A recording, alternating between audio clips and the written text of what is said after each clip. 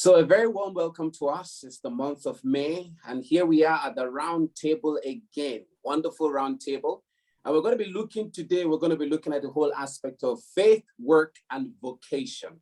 With me on the round table is Lukas from Germany, Danny from Germany, and Jonathan from England.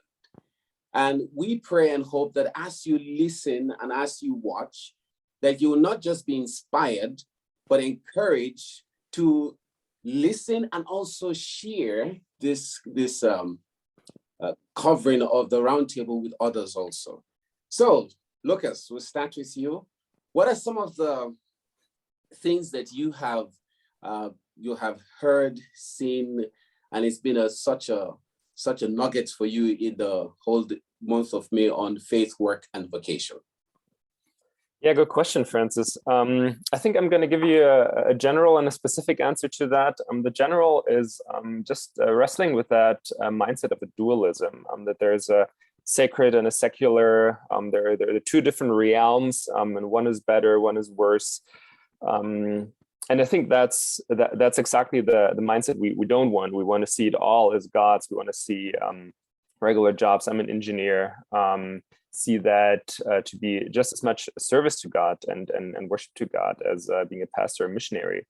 So I think really wrestling with that mindset that kind of runs through all the articles, through all the messages, and really get our heads around that kind of that question of after I said my prayer, after I started a relationship with Jesus, what am I going to do with the rest of my life until I die and go to heaven? Like what's that in between? Is there a purpose beyond just waiting around and leading other people to Christ? I think that's kind of a more general answer to that I'm wrestling with, that dualism that seems to be such a deeply ingrained paradigm in our heads.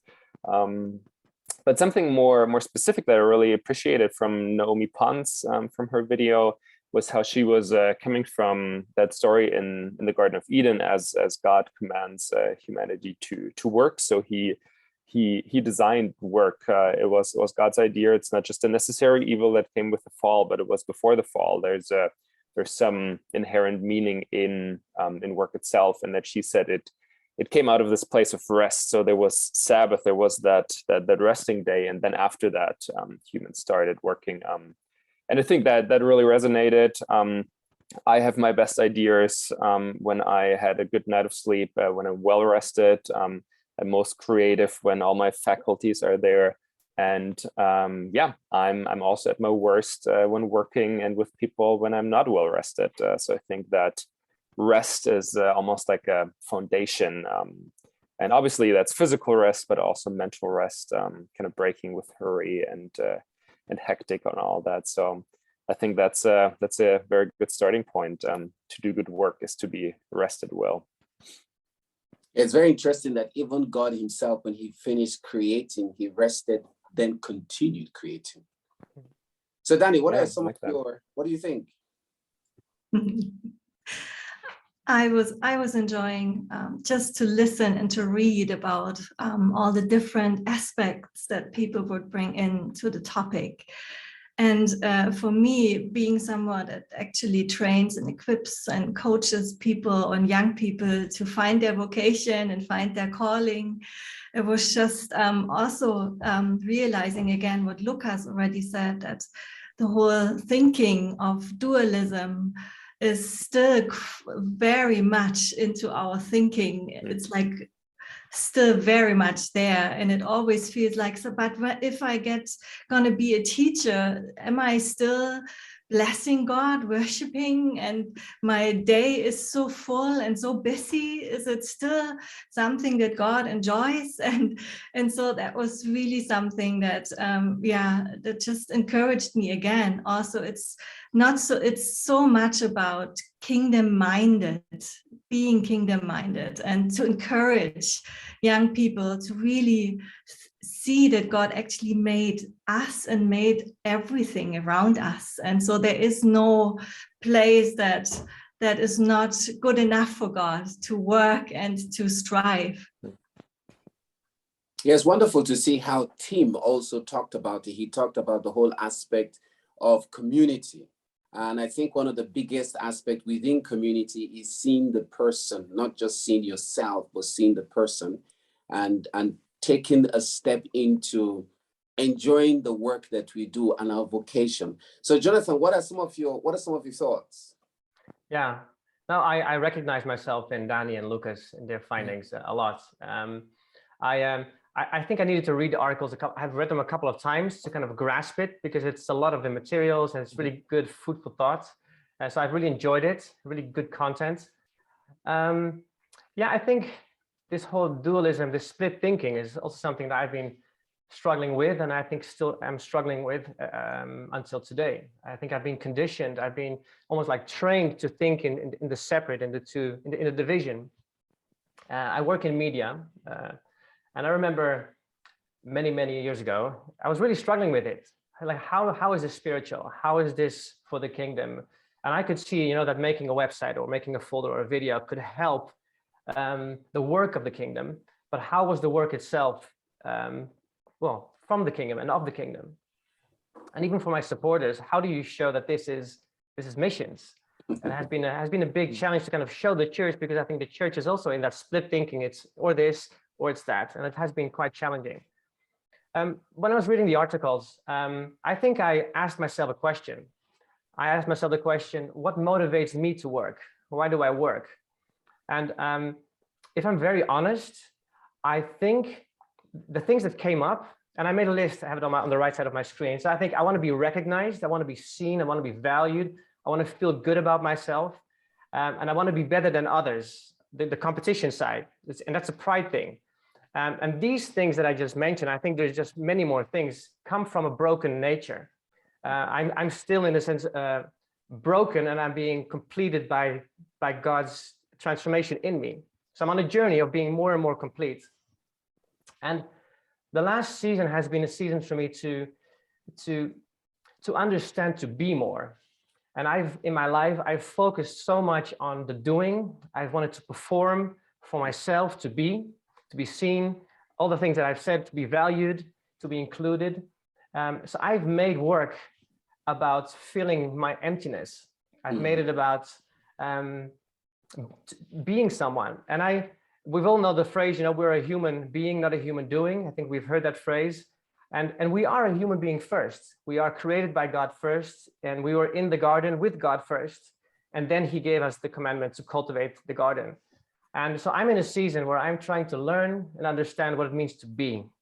And if I'm very honest, I find that super challenging. I sometimes don't know how to go back to the place of rest, to slow down and to say, Lord, here I am, and it's good enough. And so, yeah, it has challenged me, and it has helped. I've confirmed, these articles has confirmed that it's really important to start at the being and understanding who I am in him, and from the being, doing, and not doing, trying to be, because that never ends, that never finishes, but it is already complete. I am already, and that's a hopeful message. But that's the changing of the mind, and that's a process. And that's where I'm in. Yeah, that's really interesting. It's wonderful to see that the articles were written by two different people, but the content were correlated. And it's interesting to see how, Jonathan, just as you said, it's human beings, not human doings. And God never called us to be human doings. He called us to be human beings. But along the line, it's like some of those things you talked about. What am I trying to prove? I want to be seen. I want to be recognized. And it's interesting that it's not just you on that page. I think a lot of people on that page. And we as human beings, we need recognition, affirmation. When someone does something well, it's joyful to hear, that was a good job, it's a good job. And God does the same. He does the same to us. And I think somehow it's the split thinking, where we think every glory goes to God. So we are not important at all. But when we look at the whole aspect, I think Naomi talked about that. She talked about loving God, ourselves, and others. So it's like from God, we love ourselves and others. And sometimes we forget to love ourselves. What do you think?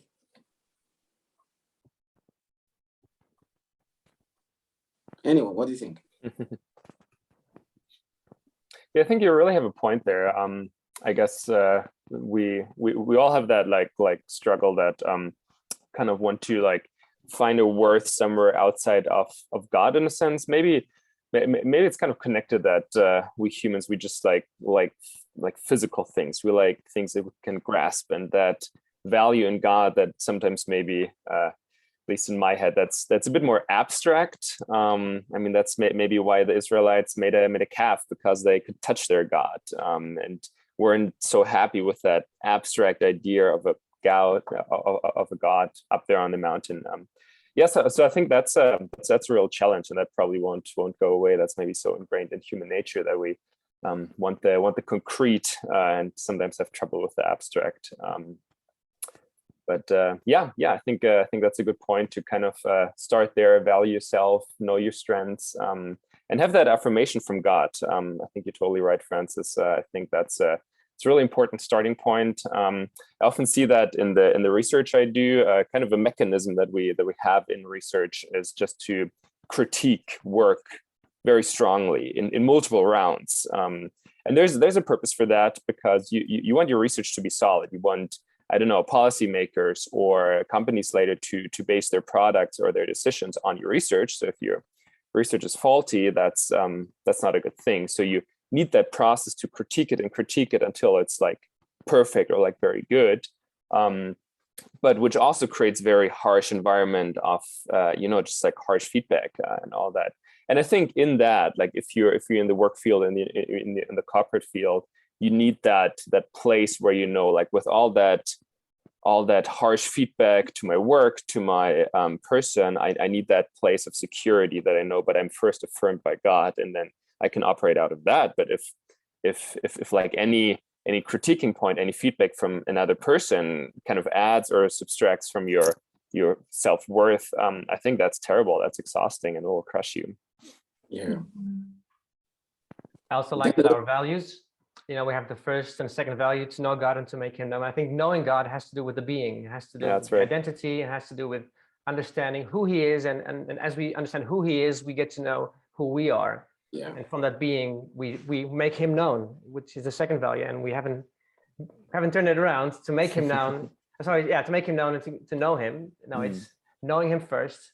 And from that place, we make him known. And also what I see many times when I have these moments where I'm anxious, or where there's something that I'm worried about, many times it's the worry about not being seen or not being good enough.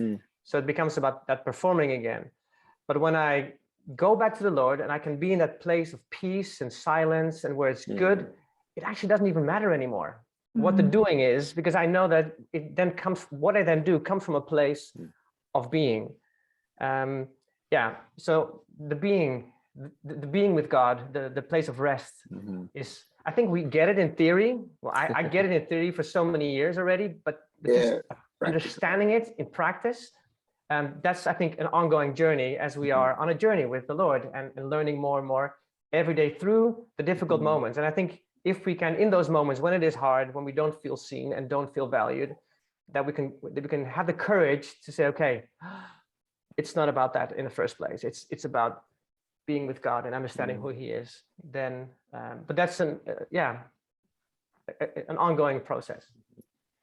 Yeah, I think one aspect I also like is to rest in being myself.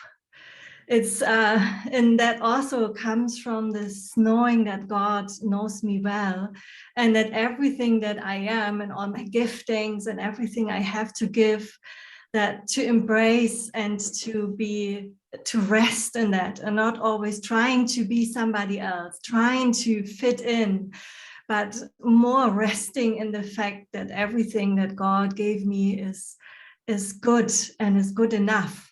And this also is part of coming to a restful place, and also be much more effective then, because it's more of, what I have, I like to give, I like to do, and it's not so much in trying to prove myself anymore. Yeah, it's interesting that there's this saying, I'm working for God. It's like I'm working for God. But it's the other way around. He's working for us. But he gave us work to enjoy. Mm. And I think that's the goal. Outside there, you find people, they're working and they're making money. Like they make money and they enjoy the money because they go on vacation and they spoil themselves one or two things. They buy Maseratis or whatever. But but then we have in the ecclesiastic domain, we're working for God, but sometimes we don't even have time to rest. Like burnout. I don't think that's heaven's gift. No. It's not heaven's gift. In essence, in the midst of everything, Jesus was one of the most busiest persons on the planet, but he knew how to sleep. His vocation, he knew what his vocation was. He had a carpentry vocation, but he knew that there was time for everything. He was a carpenter, and he was excited being a carpenter. He wasn't like, no, I want that. No, he was excited being a carpenter. When he got into ministry, ministry wasn't ministry. Ministry was a lifestyle. So here the question comes for us. What trend is faith, work, and vocation today in various domains of life, especially ecclesiastic? We bring it to YWAM. What is vocation for us in YWAM today?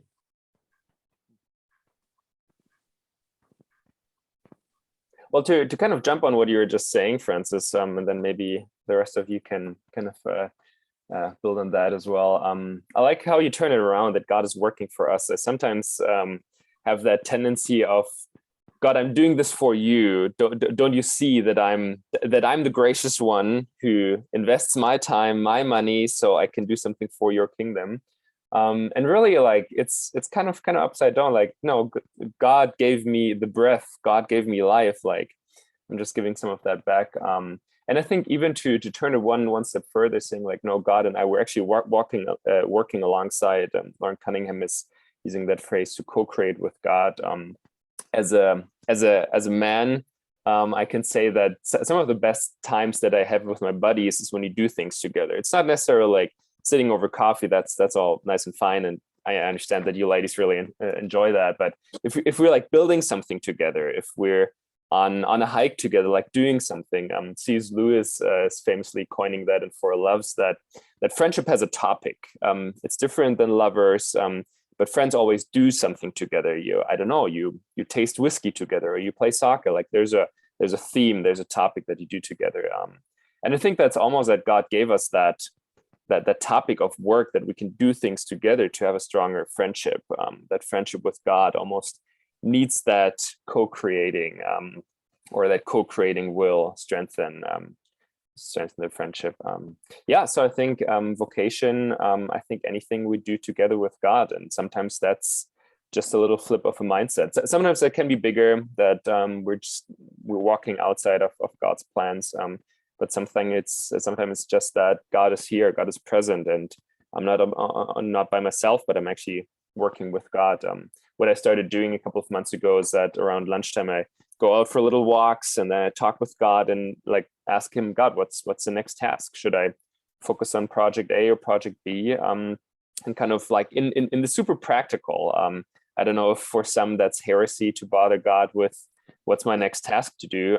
But I found it like super helpful, and actually changes things. I'm much more focused because I think God knows what's next, and to co-create, work alongside God. I think that would be my take, Francis.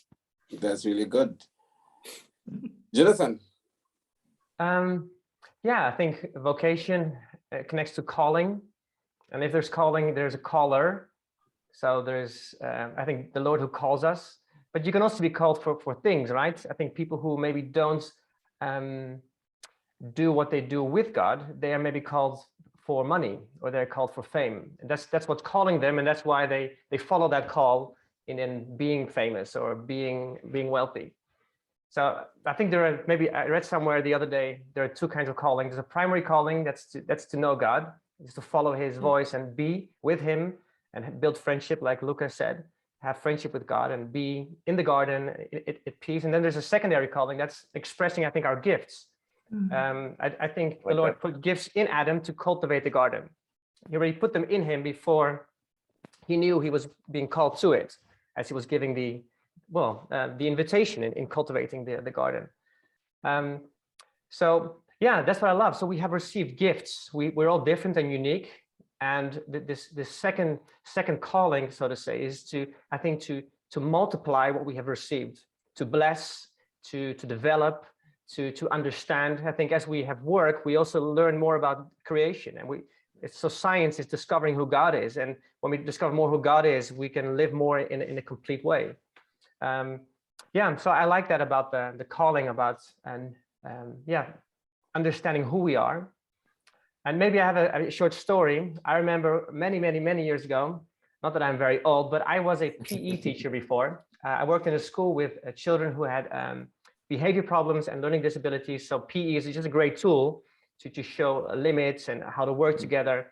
So I was working in a school, and I discovered along the way that I don't like repetition.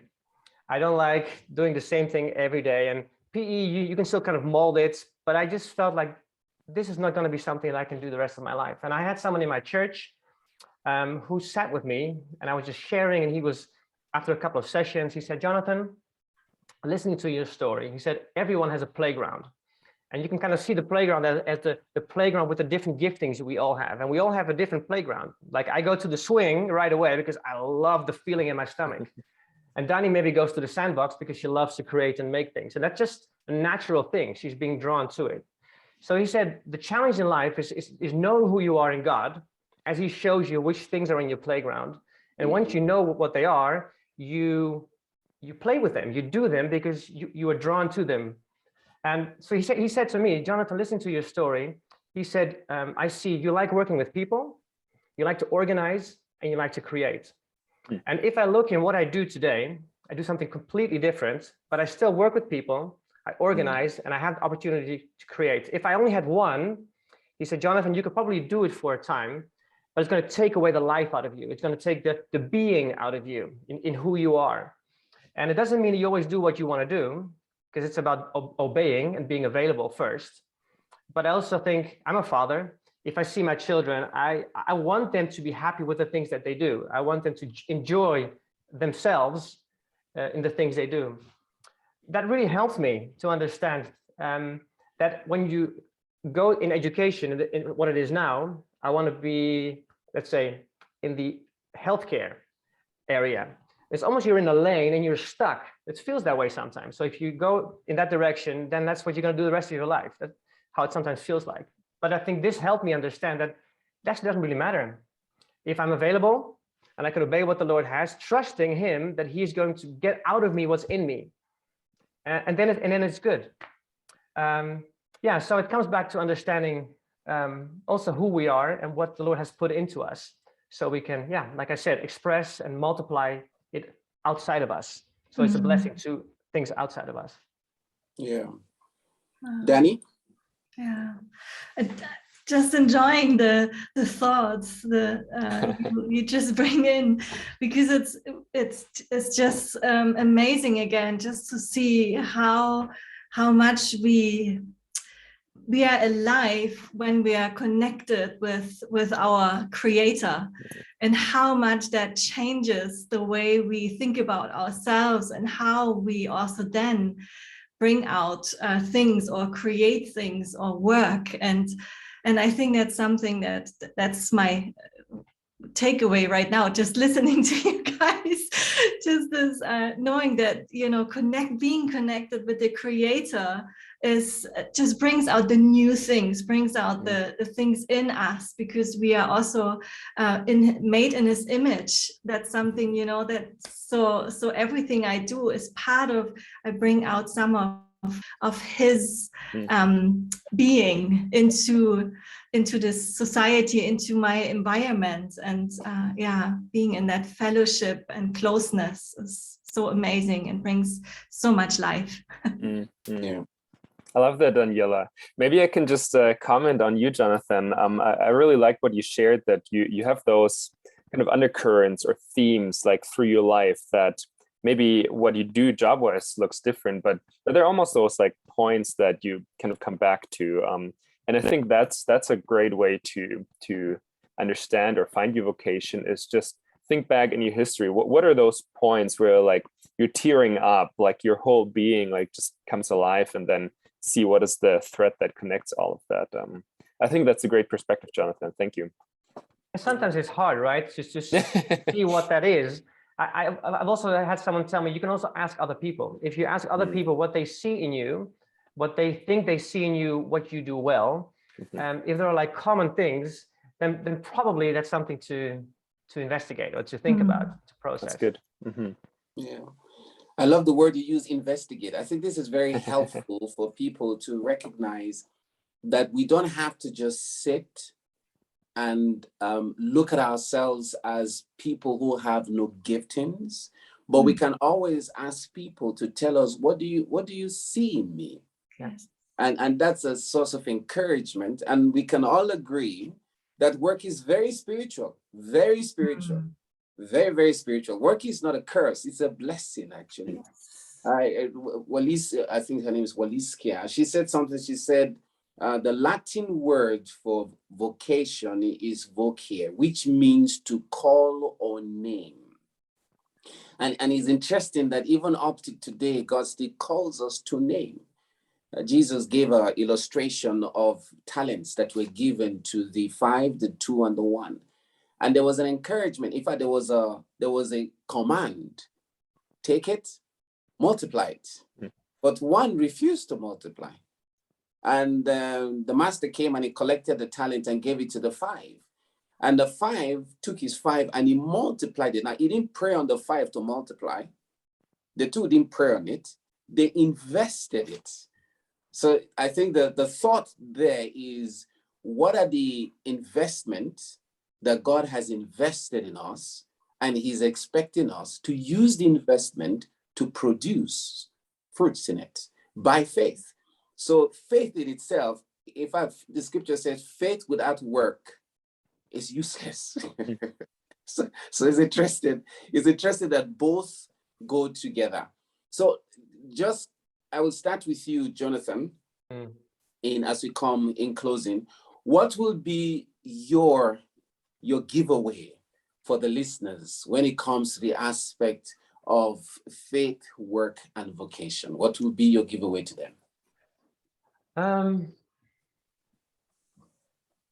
Maybe ask yourself the question, why do you work?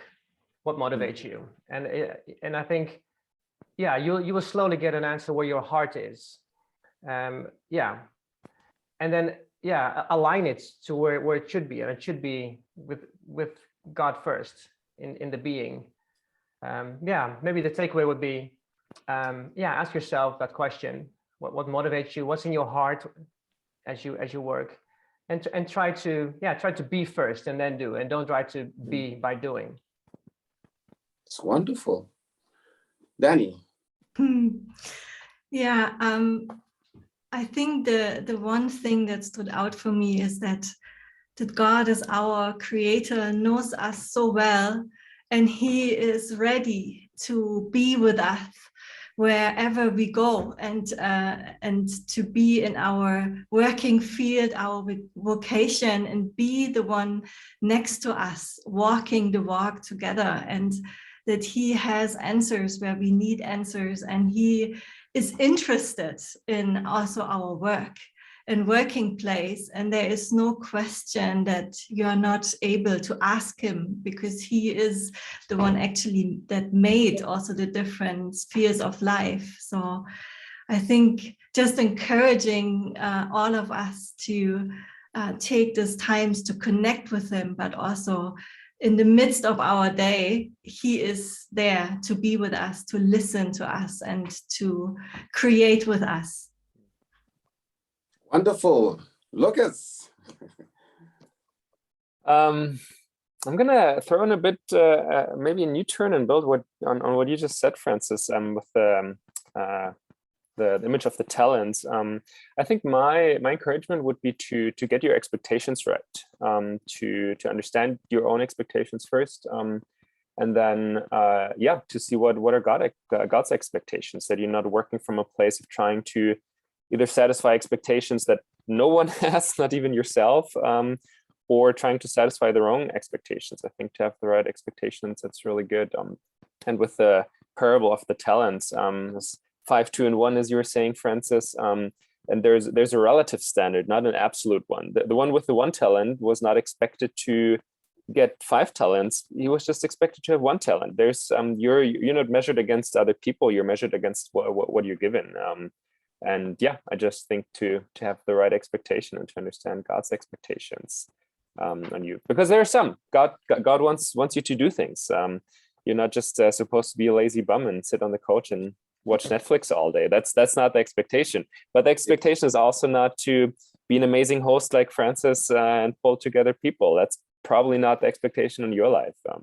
So I would really encourage you, maybe in line with what Daniela was saying, to get God's perspective on your life, be close to him, and then specifically understand his expectations on your life.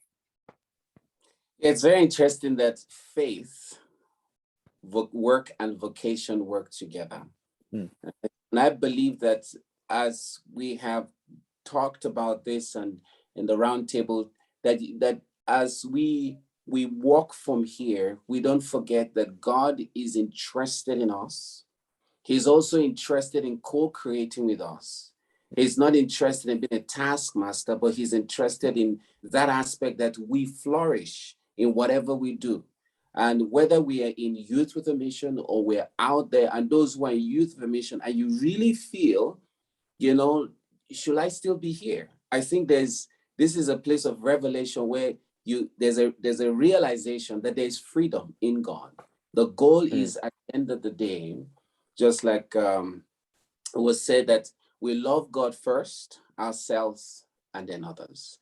And out of that, we're able to succeed in every single thing we do. So we're human beings and not human doing. I like that, Jonathan. We're human beings and not human doings. And I hope and I pray that that as we listen, we also will continuously encourage people in that aspect of faith, work, and vocation. So I want to say a very big thank you to Daniela, Lukas, and Jonathan for this time. And it's been wonderful, and hope to see you again on the ELCC. Have a great week. Bye. Thank you, Francis. You're welcome. Bye-bye.